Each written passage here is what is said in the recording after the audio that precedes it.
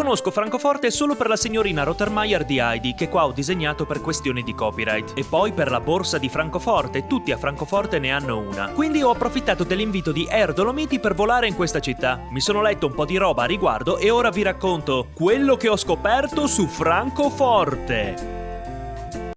Intanto Francoforte si trova in Germania, sulle rive del fiume Meno. Infatti il cognome di Francoforte è sul Meno. Il Meno è un affluente del Reno, ma rispetto al Reno è un fiume meno grande. Dall'alto abbiamo già uno spoiler importante: i grattacieli. Sono il motivo per cui Francoforte viene chiamata anche Manhattan, dove Main è il nome tedesco del meno. Insomma, è tipo New York ma meno grande. Sì, ci saranno molte battute sul meno. Mi trovo nell'aeroporto di Francoforte, è enorme. Ormai dovrei essere vicino all'uscita, pensate che sono atterrato 2 giorni fa. I controlli di sicurezza sono così avanzati che in omaggio ti fanno un attack. Apprezzo la classe dei bagni. Preparatevi a una città nuova di pacca, perché il centro è stato parecchio distrutto negli anni 40, ma come vedrete dai grattacieli, qui si lavora sodo e non hanno perso tempo a ricostruire. Questa è Piazza Romerberg, la piazza più medievale e caratteristica di Francoforte. Romerberg significa Monte dei Romani perché è in questa altura che i Romani fondarono il primo insediamento. Queste case hanno più di 500 anni, ma non li dimostrano. Non le dimostrano anche perché sono state ricostruite negli anni 80, però sono state fatte esattamente come le originali. Prego, signore, prego. Francoforte è una città molto vivace. Ho beccato per caso la festa dell'Europa con musica, cibo e i cari vecchi giochi di una volta, come il tirapalla legata a un bastone o il memorabile scivola catinella.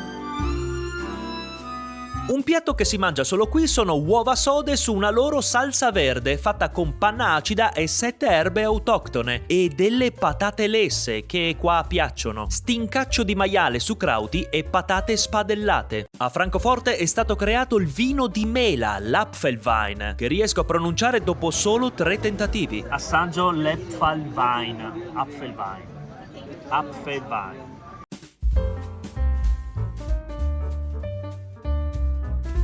Allora è molto acido, è come l'aceto di mele, però frizzante. Sì, c'è quel dolcino della mela rispetto a normale aceto di mele. L'alcol non si sente tanto. Viene servito in caraffe decorate come questa e costa meno dell'acqua. O forse è l'acqua che costa come l'Apfelwein. Insomma, se volete dissetarvi vi conviene prendere il vino di mela analcolico. Per rimanere nello spirito antico, nelle casette del 500 si paga come nel 500, coi danari sonanti.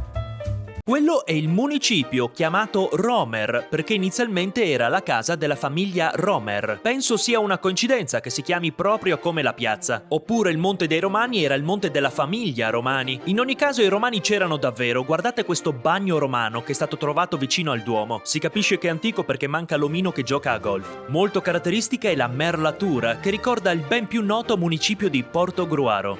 È per questo che Francoforte viene anche chiamata la piccola Portogruaro.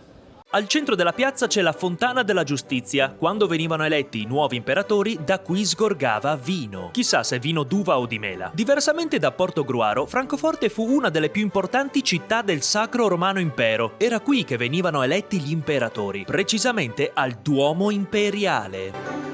Tenetevi forte perché vi faccio fare un veloce viaggio nel tempo. Vedete com'è fatta adesso questa zona? Ebbene, proprio qui, nell'Alto Medioevo, sorgeva il Palazzo Imperiale. Chi va a bussare e vedere se Ludovico il Pio è in casa? L'usanza di eleggere il re e l'imperatore venne tramandata al Duomo Imperiale di San Bartolomeo, costruito proprio sopra il palazzo. Bartolomeo era un apostolo che andò a evangelizzare l'India e l'Armenia. Per questo gli fecero la pelle, letteralmente. E per questo lo vedete rappresentato senza pelle. Lo scultore della porta nord, molto bravo, probabilmente era single e doveva portarsi appresso il figlio. Non sapendo cosa fargli fare, gli fece scolpire qualcosa sulla porta.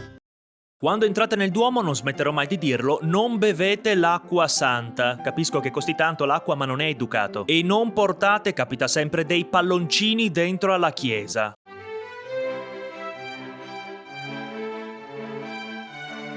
Era antica usanza dei regnanti di Francoforte, per sembrare più alti, usare i loro animali domestici come sgabello.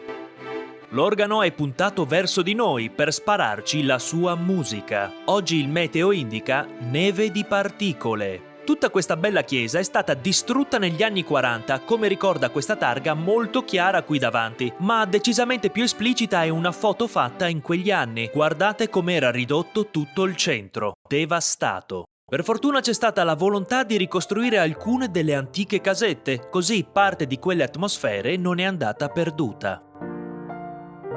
Ein Zwein Politz... no. Il piatto più tipico di Francoforte penso sia il panino col Wustel, chiamato proprio Frankfurter. Forse siamo davanti all'antenato dell'hot dog, mangiato con la mostarda. Volevo provare questo formaggio tipico, ma 2 camerieri su 2 me lo hanno sconsigliato perché non piace ai mediterranei e neanche a molti di loro. Mi sono spaventato e non l'ho più preso. Qui fanno un vino bianco molto Sauvignon.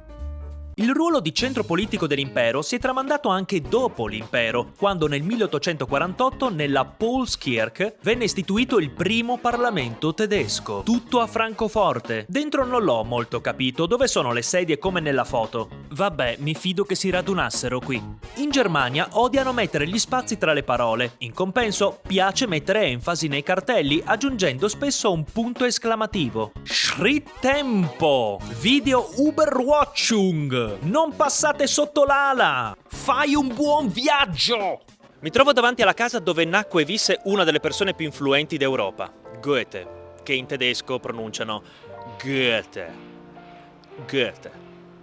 Einstein Goethe. Siccome è stata distrutta, ricordate la storia delle bombe, l'hanno ricostruita fedelmente a com'era nel 1700. Guardate com'era una cucina da ricchi nel 1700. Con pure l'acqua in casa, i signorini.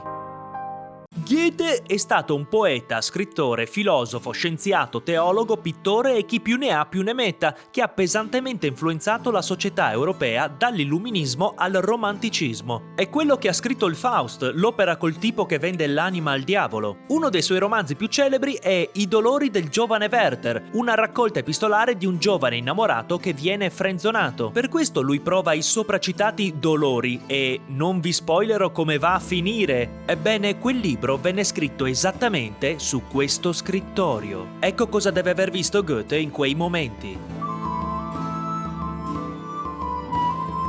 Il padre di Goethe amava circondarsi di arte contemporanea. Certo, arte contemporanea dell'epoca. Chi la capisce è bravo, non è vera arte come quella barocca. Sorridi che ti faccio un ritratto, sorridi, ancora 3 giorni ed è fatto. C'è il teatrino originale con il quale giocava Goethe quando era Kind Goethe.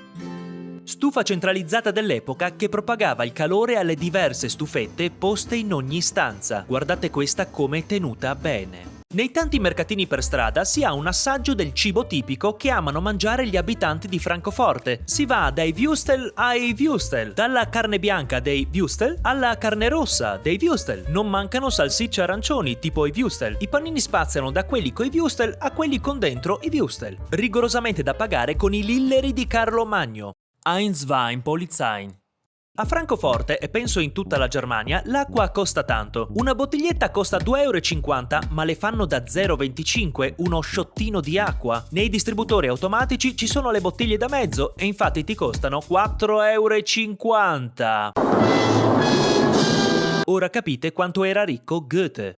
Tra la piazza e il Duomo c'è una zona che è chiamata la Nuova Città Vecchia. In pratica, molto recentemente hanno deciso di ricostruire le case usando una via di mezzo tra quelle tradizionali e quelle moderne. Guardate questa, ha il tetto sulla facciata. Che pazzi! In questo quartiere ho scoperto che c'è il museo dell'autore di Pierino Porcospino. Non so se avevate il libro a casa.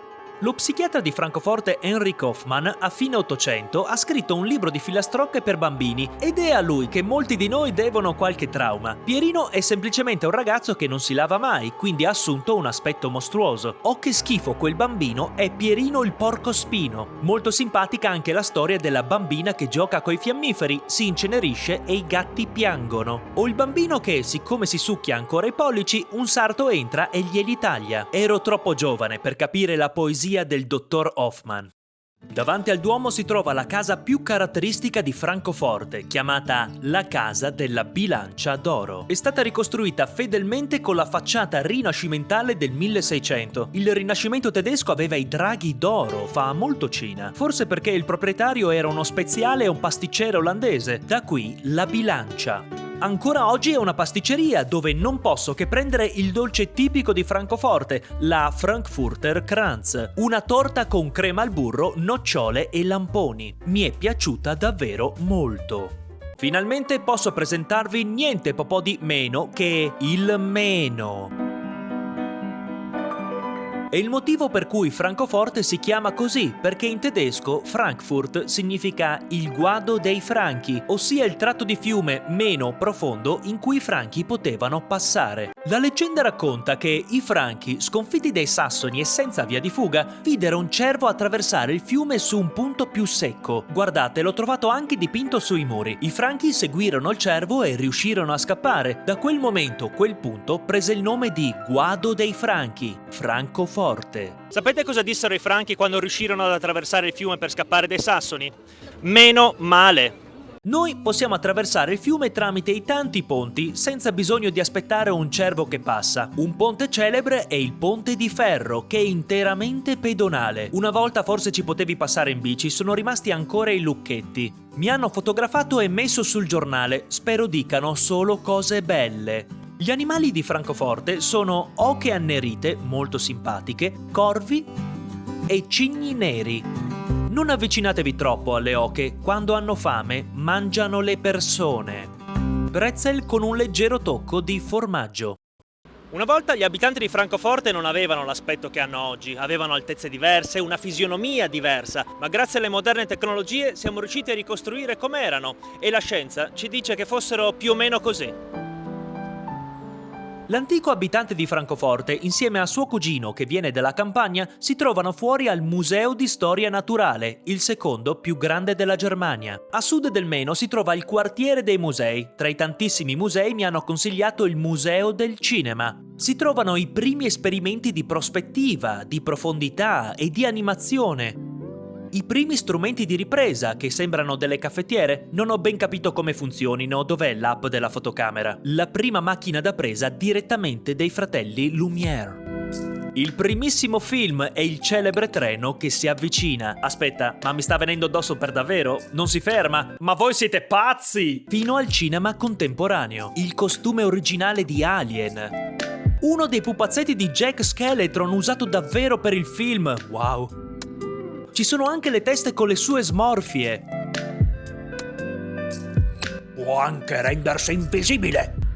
Puoi sperimentare il green screen e le varie fotografie che vengono usate nei film, con le luci che cambiano da genere a genere. C'è anche una camera oscura gigante, io davvero non riesco a capire come fa a funzionare. Stregoneria. Einzwein Polizein. Questa è anche la zona dell'Apfelwein, c'è un locale rinomato dove ne servono a litri. Guardate le brocche inconfondibili. Mi portano un piatto con del formaggio erborinato, cipolle e le famose patate lesse. Secondo voi quanto deve essere alto un tasso medio? Beh, per saperlo bisogna andare a chiederlo alla Banca Centrale Europea. A Francoforte c'è la sede della BCE con il simbolo dell'euro che si vede spesso al TG, ma c'è anche la Banca Centrale Tedesca e la Borsa di Francoforte, non questa, la sede della Borsa di Francoforte, che qui voglio mostrarvi nei minimi dettagli architettonici perché il resto è in ristrutturazione. Con il toro e l'orso, simboli del comprare e vendere in borsa, ora posso creare il mio servizio finanziario da telegiornale. L'inflazione morde ancora forte, risparmi degli europei, chiedono una bottiglietta d'acqua e si ritrovano sotto a un ponte. L'aumento dei tassi previsto verso giugno ormai sembra un dato di fatto. È l'unica arma della BCE per arginare l'aumento dei prezzi e i tassi aiutano tra l'altro a combattere le oche mangiatrici di uomini. Per dare un bello sguardo a Francoforte dall'alto è possibile salire sulla Main Tower, il grattacielo più alto visitabile. Si prende un ascensore che a 10 km all'ora ti porta in alto di 200 metri. E questa è la Francoforte moderna dall'alto.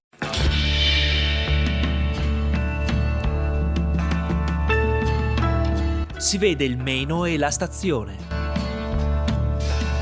Dall'altra parte invece preparatevi alla Francoforte antica. Mi trovo a 200 metri d'altezza e la vista su Francoforte da qui è incredibile.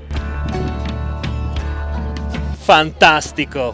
Aiutati da questa antica fotografia e con la forza dell'immaginazione possiamo ammirare come deve essere la piazza dall'alto. Guardate com'è piccolo il Duomo da quassù, che bizzarria! Angolo dedicato a TikTok. In Germania non manca la birra, molto presente anche quella senza alcol, ideale per dissetarsi prima di una birra. Tipico di Francoforte è mangiare una schnitzel, una cotoletta che qui è di pollo, servita con la loro salsa verde. Butta soprattutto, oh là! Di dolce mi sono preso uno strudel. Se cercate un'oasi naturale in mezzo alla città, molto carino è il Palmengarten, il giardino botanico. La Via dei Fiori è incredible, oh my god, è obbligatorio fare delle foto bellissime. Come sto? No, non sono venuto bene. Ci sono le serre dove potersi immergere tra le piante esotiche dell'Africa, o anche dell'Asia, o perché no, della Sardegna. Pianta gigante. Guardate questo fiore a pallina, com'è esotico. Attenzione ai pesci, vi parleranno di schemi piramidali e altro, voi non dategli assolutamente dei soldi.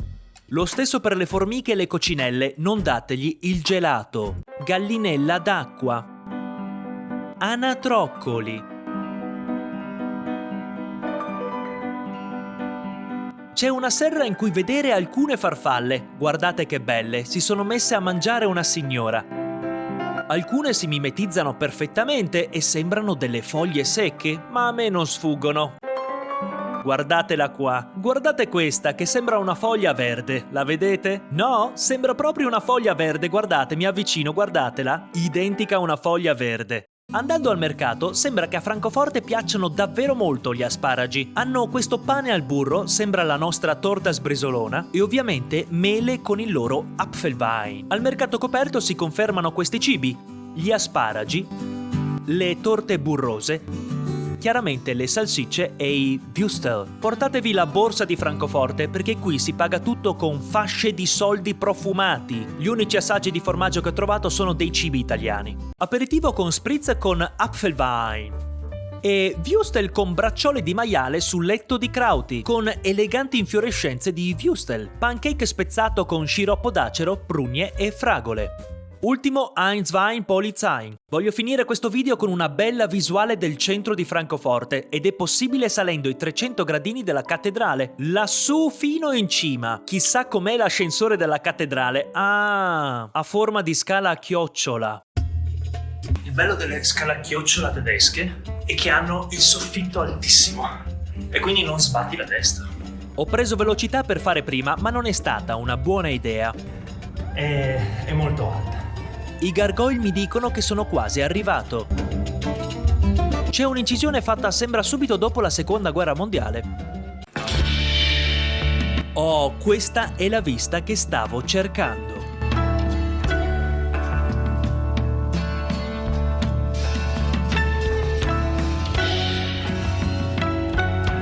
Si vede anche meglio il posto dove si trovava il Palazzo Imperiale, sotto questa lunga galleria. Le casette del Cinquecento, vicine ai grattacieli della capitale finanziaria d'Europa. E questo è quello che ho scoperto su Francoforte.